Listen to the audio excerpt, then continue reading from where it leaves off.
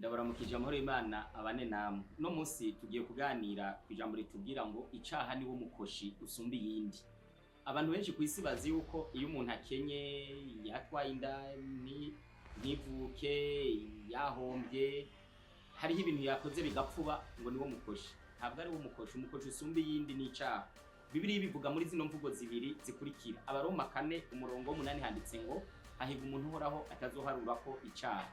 Abaroma 6:23 handitse ko ingero y'icaha ari urupfu. Icaha rero kiraremereye ku mpamvu 13 zikurikira. Gitera nyene co kugendana umutima uhagaze, gishwanisha inshuti, gisambura imiryango yaribanye neza igasambuka, ibyo murabizi. 4, giteza uruhagarara, amahoro akabura. Banaca ko bari batekanye ariko bagwanye bagashwana bagakubitana ibidaji n'ibiti, amahoro akabura kandi yarahari. 5, nico gikomere kigoye gukira.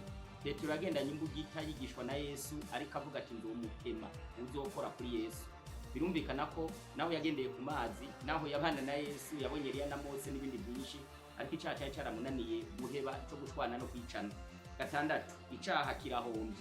Nashobora kuja mu bumaraya, kishinga abahabara, kishinga ibyaha runaka, urusimbi n'ibindi byinshi, cyangwa ugakora business zitarizo, ufashwe ukabura hombye. Ushobora kujya mutunze, icaha kigatuma ubyuka wahombye. Indwi, icaha kirangaza umuntu.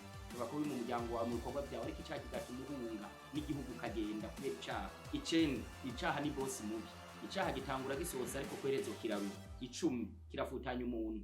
Nashobora kuba yari umuntu mwiza akatanguye kunywa ibimogi n'ibitabi n'inzoga, akishinga ibibangara, mu kanya ugasanga yarafutanye, yahora ari umuntu mwiza. 11, icaha gitera indwara. Ndabakarorero: ishari, inzigo, kutanyugwa no kunezerezwa n'ibyago by'abandi bishobora gutera indwara z'umushishiro. 12, icaha kimara ubwenge. 13, kwiherezo kizohitana beneco. Naho coba conze nk'imbaraga sari gitoya byandi ngo siwe kazurunguruku, utwa duto twatundi two kubeshera ku telefone, kumara icaha.